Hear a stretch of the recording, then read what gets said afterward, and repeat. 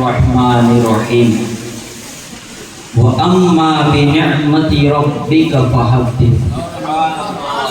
صدق اللہ مولانا العظیم وصدق رسولہ النبی الامین الحفیظ الکریم ونحن علی ذلک لمن الشاہدین والشاکرین والذاکرین والحمد للہ رب العالمین۔ معزز سامعین کرام، اس نور کی گھڑیوں میں آج جب ہم یہاں جمع ہوئے ہیں تو اس ناچیز فقیر کو بھی خیرات دو عالم صلی اللہ علیہ وسلم لوٹنے کا موقع مل گیا ہے۔ اور حضرات، جس طرح ہر خطیب اپنے لیے اللہ کے اس نورانی کلام میں سے کسی نہ کسی ایک آیت کو اپنا عنوان سخن بناتا ہے، اسی طرح میں نے بھی رب قدیر کے باکمال کلام میں سے ایک آیت مقدسہ کو اپنا عنوان سخن بنایا ہے۔ اللہ تبارک و تعالیٰ فرماتا ہے وَأَمَّا بِنِعْمَةِ رَبِّكَ فَحَدِّثْ، اور تم اپنے رب کی نعمتوں کا چرچا کر۔ یہ ثبوت ہے عید میلاد کے قائل ہونے کا، یعنی جو یہ کہتے ہیں کہ آپ لوگ جو رسول اللہ کی ولادت کرتے ہیں، جو ولادت کی محفلیں سجاتے ہیں، اپنے گھر کو روشن کرتے ہیں، اپنے گھر میں چراغاں کرتے ہیں، اپنے گھر میں فاتحہ و نیاز تقسیم کرتے ہیں، نام احمد مجتبیٰ کے خیرات کو بانٹتے ہیں، یہ کہاں لکھا ہے؟ تو ان کا جواب اسی آیت میں ہے کہ وَأَمَّا بِنِعْمَةِ رَبِّكَ فَحَدِّثْ، اپنے رب کی نعمتوں کا چرچا کرو۔ اور آگے فرماتا ہے وَاذْكُرُوا نِعْمَةَ اللَّهِ عَلَيْكُمْ، اور جو تم پر اللہ کی نعمتیں ہیں اسے یاد کرو۔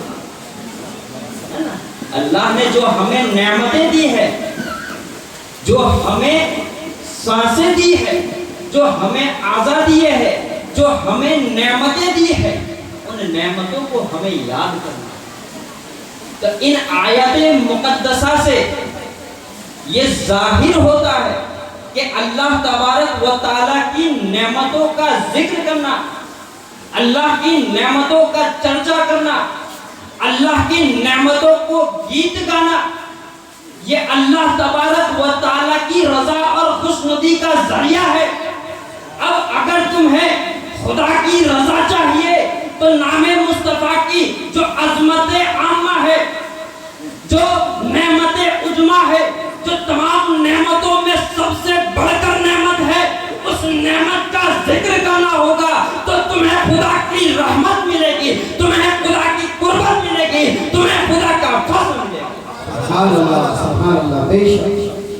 اب اگر تمہیں خدا کا قرب چاہیے تو رسول اللہ صلی اللہ علیہ وسلم کے ذکر کو عام کرو۔ اور آگے رب قدیر فرماتا ہے وَذُكِّرُهُمْ بِأَيَّامِ اللَّهِ، اور یاد دلاؤ اللہ کے دنوں۔ کیا کرو؟ اللہ کے دنوں کو یاد دلاؤ۔ ہر ایمان والا یہ جانتا ہے، ہر ایمان والے کا یہ عقیدہ ہے کہ بلا شک و شبہ، بغیر کسی شک و تردد کے تمام دن، تمام راتیں اللہ ہی کی پیدا کی، تمام دن اللہ کے ہیں۔ تو اب پھر سوال یہ ہوتا ہے کہ وہ کون سا دن ہے جس کو اللہ کہتا ہے کہ یاد کرو، یاد کرو اس دن کو، یاد دلاؤ اس دن کو۔ تو وہ خاص دن کون سا ہے؟ تو مفسرین کرام فرماتا ہے کہ ایام اللہ سے مراد وہ دن ہے جس دن رب قدیر کی نعمتیں، رب قدیر کی رحمتیں، رب قدیر کی عظمتیں اپنے بندوں پر نازل ہوتی ہے۔ اور ہر ایمان والا جانتا ہے جس کے دل میں ایمان کامل موجود ہے.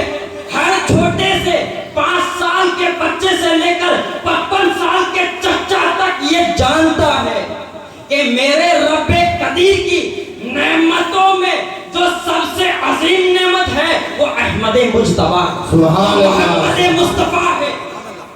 وہ تمام نعمتیں جو آج ہم کھا رہے ہیں, وہ تمام نعمتیں جو آج ہم پہ لٹائی جا رہی ہے, یہ تمام نعمتیں اسی ایک ذات کر سکتا ہے. یہ تمام چیزیں انہی کے ہونے سے موجود ہے. اسی لیے تو بریلی کی دھرتی سے ایک عاشق رسول نے فرمایا تھا, وہ نہ تھے تو کچھ نہ تھا, وہ نہ ہو تو کچھ نہ ہو, جان ہے وہ جہان کی, جان ہے تو جہان. اللہ سبحان اللہ. رسول اللہ سے ہی یہ قائم دنیا ہے. یہ رسول اللہ کا کرم ہے کہ آج یہ دنیا میں چہل پہل ہو رہی ہے. آج دیکھیں کہ جب رسول اللہ کے ان مقدس دین, جب ہر دین ایک جیسا ہے, توجہ, ہر دین ایک جیسا ہے, لیکن 12 ربیع الاول میں ہے نا, ایک ربیع الاول کے 1 سے لے کے 12 چاند تک اس قدر نعمتیں خدا کی بڑھتی ہے, اس قدر خدا کی فضیلتیں بڑھتی ہے. اگر تم پورا سال ڈھونڈو گے تو وہ تمام نعمتیں تمہیں نہیں ملے گی جو 12 ربیع الاول میں. سبحان اللہ, سبحان اللہ. یہ گھڑی ہے, یہ ہمارے پاس موقع ہے کہ اگر ہمیں خدا کا قرب چاہیے تو رسول اللہ کے دامن کو تھامو. اگر خدا کی نعمتیں چاہیے تو رسول اللہ کے ذکر کو عام کرو, کیونکہ خدا فرماتا ہے میری نعمتوں کا خوب چرچا. اب دیکھیں بخاری شریف میں حضرت امام بخاری رحمت اللہ علیہ فرماتے ہیں, جلد نمبر 2 صفحہ نمبر 566 میں فرماتے ہیں کہ جناب پاک محمد مصطفیٰ صلی اللہ تعالی علیہ وسلم اللہ تبارک و تعالی کی نعمت کاملہ. اور حضرت شیخ محمد بن سلیمان کہتے ہیں کہ اس میں پاک محمد مصطفیٰ بھی اللہ کی نعمت. کہ آپ نے دیکھا نہیں کہ جب حضرت آدم کو جنت سے دھرتی پر بھیجا گیا اور جب 300 برس تک حضرت آدم اپنی آنکھوں سے آنسو کو بہاتے رہے, رب قدیر کی بارگاہ میں اپنی غلطیوں کی معافی مانگتے رہے, تب انہیں یاد آیا کہ میں نے عرش اعظم پر ایک نام, ایک کلمہ ایسا دیکھا تھا جو میرے رب کے ساتھ. انہوں نے دیکھا تھا کہ لا الہ الا اللہ محمد رسول اللہ. جب انہیں یاد آیا تو رب قدیر کی بارگاہ میں نام محمد مصطفیٰ کو وسیلہ بنا کر اپنی خطاؤں سے توبہ کی تھی, تو اللہ تعالیٰ نے ان کی توبہ کو قبول کر لیا. یہ بڑا ہی عظیم نام ہے, بڑا ہی مرتبے والا نام ہے. یہ اس نام میں وہ برکت خدا نے رکھی ہے کہ اگر کوئی عورت بانجھ ہو, جس کی اولاد نہ ہوتی ہو, اگر وہ ارادہ کر لے کہ اے رب قدیر اگر تو مجھے اولاد عطا کرے گا تو میں اپنی ہونے والی اولاد کا نام تیرے محبوب کے نام پر رکھوں گا. سبحان اللہ. میرا رحیم رب, تمہارا کریم رب اسے اولاد دیتا. سبحان اللہ, سبحان اللہ. یہ برکت ہے محمد رسول اللہ صلی اللہ علیہ وسلم کے نام کی. جب ہمارے پاس رب قدیر نے یہ انعام دے دیا ہے تو ہمیں در بدر بھٹکنے کی ضرورت نہیں ہے, ہمیں ادھر ادھر جانے کی ضرورت نہیں ہے. بس درود شریف پڑھ لو اور اپنے ہر ایک کام میں کامیاب ہو, کیونکہ یہ برکت ہے رسول اللہ کے ذکر کی, ہے نا. حضرت جبرائیل فرماتے ہیں کہ میں ایک پہاڑی سے گزر رہا تھا, تو میں نے آسمان سے گزر رہا تھا, میں نے دیکھا کہ ایک فرشتہ تخت پر بیٹھا ہے نا, اور تمام فرشتے اس کی ملاقات کو آتے ہیں. ایک فرشتہ تخت پر بیٹھا ہے, لیکن جیسے ہی ایک اور بار میں زمین سے گزرا تو میں نے اسے اس حال میں پایا کہ اس کے پروں کو اکھاڑ دیا گیا تھا اور زمین میں پھینک دیا گیا تھا. تو جب حضرت جبرائیل نے اس سے پوچھا اے فرشتے ایسی تو کیا خطا ہو گئی, ایسی تو کیا لغزش ہو گئی تجھ سے کہ تیرا انجام یہ ہوا کہ تیرے نورانی پروں کو اکھاڑ دیا گیا, تیرے نورانی پروں उखाड़ कर अलग कर दिया गया और तुझे आसमान से जमीन पर ला पड़ा, ऐसी क्या वजह हुई? तो वो फरिश्ता कहता है कि जब रसूल करीम सल्लल्लाहु अलैहि वसल्लम शबे मेराज आसमानों से गुजर रहे थे तो तमाम फरिश्ते दस्त बस्ता रसूल खुदा की ताज़ीम में खड़े हो गए, लेकिन मैं रसूल खुदा की ताज़ीम में खड़ा ना हुआ तो मेरे रब को जलाल आया और मेरे नूरानी परों को उखाड़ कर फेंक दिया। तो ऐ जिब्राइल, खुदा की बारगाह में मेरी अर्जी पेश करो, मेरे लिए खुदा से दुआ करो कि अल्लाह तबारक व तआला मुझे वो मकाम अता करे। तो जब हजरत जिब्राइल अपने मकाम पर पहुंचे, रब्बे कदीर की बारगाह में रो रो कर गिड़गिड़ा कर दुआ की। हुज्जतुल इस्लाम फरमाते हैं कि हजरत जिब्राइल ने रो रो कर दुआ की, गिड़गिड़ा कर खुदा की बारगाह में दुआ की कि ऐ रब्बे कदीर तू इस नेरी नूरी मखलूक को बख्श दे। तो रब्बे कदीर फरमाता है, ऐ मेरे जिब्राइल जाओ उसे जाकर कह दो अगर तुम्हें अपने मकाम को दोबारा हासिल करना है तो मेरे महबूब मुस्तफा करीम पर दुरूद पढ़ो। सुभान अल्लाह, सुभान अल्लाह। जैसे ही उस फरिश्ते ने नबी करीम सल्लल्लाहु अलैहि वसल्लम पर दुरूद पाक का नगमा पेश किया तो उसे फिर से उसके नूरानी पर लौटा दिए गए। सुभान अल्लाह। फिर से वो परवाज करने लगा। ये जिक्र है मुस्तफा करीम का जो तमाम नेमतों में सबसे आला नेमत है। अब देखे अल्लाह तबारक व तआला ने हमें नेमतें दी है ना, दी है ना, नेमतें दी, लेकिन कभी उस पर ये नहीं कहा कि मैंने तुम पर एहसान किया, कहा नहीं, कहा ना। अब देखे रब्बे कदीर फरमाता है, रब्बे कदीर ने नेमतें दी मगर एहसान नहीं जताया। उसने देखने के लिए आंखें दी लेकिन ये नहीं फरमाता मेरे बंदे मैंने तुझ पर एहसान किया। बोलने के लिए जबान दी, नहीं फरमाता कि मैंने तुझ पर एहसान किया। सुनने के लिए कान दिए मगर नहीं फरमाता कि मैंने तुझ पर एहसान किया। मगर एक नेमत जो नेमत कुल है, जो नेमत असली है, जो नेमत उज़्मा है, जो नेमत अकबर है, जो तमाम नेमतों की असली है, जब उस नेमत को हमारे दरमियान मबूस फरमाया तो रब्बे कदीर फरमाता है लक़द मन्नल्लाहु अलल मुमिनीना इज़ बअस फीही रसूला। सुभान अल्लाह, सुभान अल्लाह।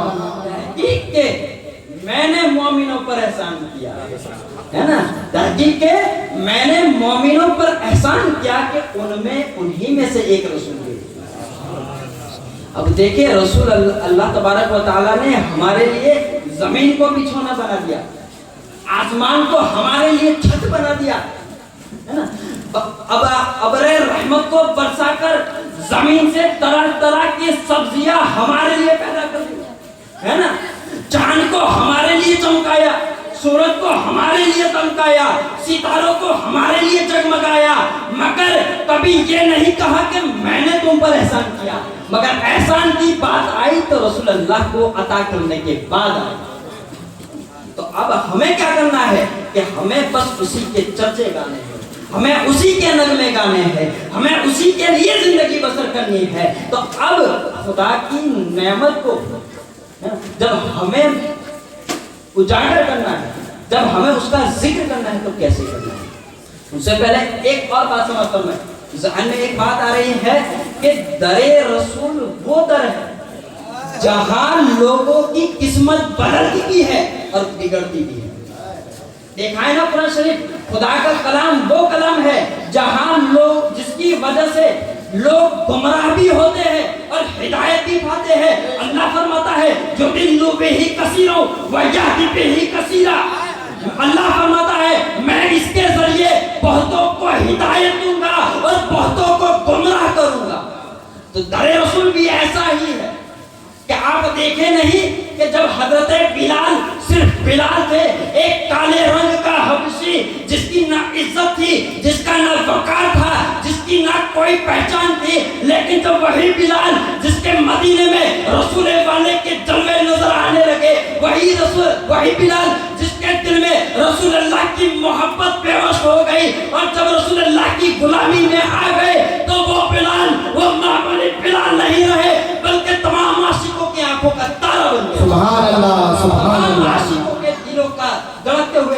بعد دھڑکن بن گیا. یہ مقام ہے در رسول کا, یہ فضیلت ہے در رسول کی. اسی طرح ایک اور شخص تھے حضرت ثعلبہ ابن ابی حاتم. یہ دور صحابہ میں, صحابہ اکرام کے دور میں سب سے بڑے عابد کہا جاتا تھا انہیں, سب سے بڑا متقی کہا جاتا تھا, یہاں تک کہ خدا کی تمام مخلوق ان سے محبت کرتی ہے نا. تو انہیں لوگ پیار و محبت میں حمامۃ المسجد کہا کرتے تھے, یعنی مسجد کا کبوتر. کتنا پیارا لقب ہے کہ مسجد کا کبوتر. لیکن ان کی دنیا اس قدر بگڑی کہ جب زکات کی فرضیت کا اعلان ہوا اور انہوں نے جب زکات دینے سے انکار کر دیا تو رحمت دو عالم صلی اللہ علیہ وسلم آپ سے رٹ گئے اور اپنے چہرے انور کو ان سے موڑ لیا, اور ان کی ایمان کی حالت یہ ہو گئی کہ ان کے اوپر ایک ایسا بدنما داغ لگ گیا کہ وہ مرتد ہو گئے اور وہ سر پٹک پٹک کر مر گئے, مگر ان کی پیشانی سے یہ مرتد کا داغ نہیں مٹا. تو یہ مقام ہے کہ اگر تم رسول اللہ کے دربار میں آؤ گے, رسول اللہ کی بارگاہ میں آؤ گے, اور یاد رکھے رسول اللہ کی بارگاہ ہر وہاں ہوتی ہے جہاں عاشق ہوتا ہے. جہاں رسول اللہ کا عاشق ہوگا وہاں رسول خدا ہوں گے, کیونکہ اللہ نے رسول اللہ کو اپنے محبوبوں کے, اپنے بندوں کے دلوں سے بھی زیادہ قریب کر دیا ہے نا. وہ ہمارے ہر اعمال کو جانتے ہیں, ہمارے ہر فعل سے باخبر ہے. تو رسول اللہ کا در وہ در ہے جہاں بگڑیاں بنتی بھی ہے اور جہاں سوری ہوئی بگڑیاں بدل بھی جاتی ہیں. تو جب رسول اللہ کے در میں آؤ, رسول اللہ کی بارگاہ میں آؤ, تو دست بستہ حاضر ہو کر. اب دیکھیں کہ اب اگر میں آپ سے کہوں کہ آپ آسمان کی طرف نظر کریں اور چاند اور سورج کو دیکھیں, چاند تاروں کو دیکھیں, تو آپ کی نظریں جو ہے اس میں سے ایک نور نکلے گا, ایک لائٹ نکلے گی جو آسمان میں تارے اور چاند کو دیکھ کر ایک سیکنڈ سے کم وقت میں واپس لوٹ آئے گی.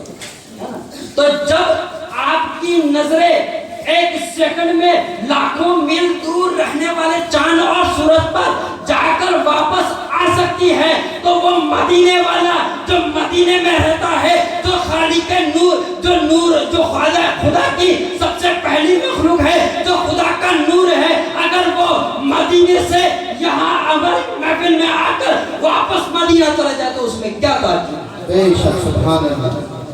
ہر عاشق کو پوچھے, ہر عاشق کہے گا کہ محبوب خدا صلی اللہ علیہ وسلم کا نور, محبوب خدا صلی اللہ علیہ وسلم کی رفتار, آپ کی نورانیت ہم انسانوں سے کئی گنا زیادہ بہتر ہے.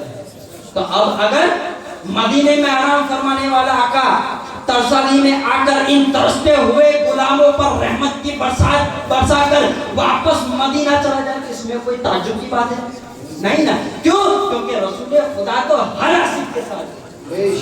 رسول خدا کو ہر اپنے غلام کا علمی درجہ معلوم ہے, اور وہ یہ بھی جانتے ہیں کہ میرے غلام ایمان کے کون سے درجے پر فائز. یہ رسول خدا ہے. تو رسول کی بارگاہ میں جب آؤ تو ادب کے ساتھ آؤ, رسول کی بارگاہ میں جب بیٹھو تو ادب کے ساتھ بیٹھو. تو اب رسول اللہ کے ذکر کو ہمیں عام کرنا ہے. خدا کہتا ہے نا کہ میری نعمتوں کو عام کرو, میری نعمتوں کا چرچا کرو. تو اب سب سے بڑی نعمت کون ہے؟ بولے نا, سب سے بڑی کون نعمت ہے؟ رسول خدا صلی اللہ علیہ وسلم. تو اب ہمیں ان کا چرچا کیسے کرنا ہے؟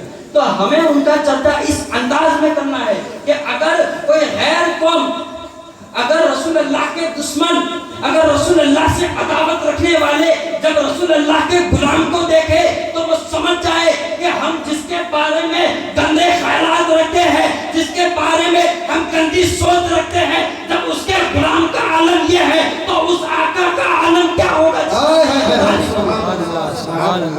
تو جب بھی ہم بازار میں نکلے تو رسول اللہ نے طریقہ بتایا ہے کہ اپنی نظروں کو جھکا کر چلو.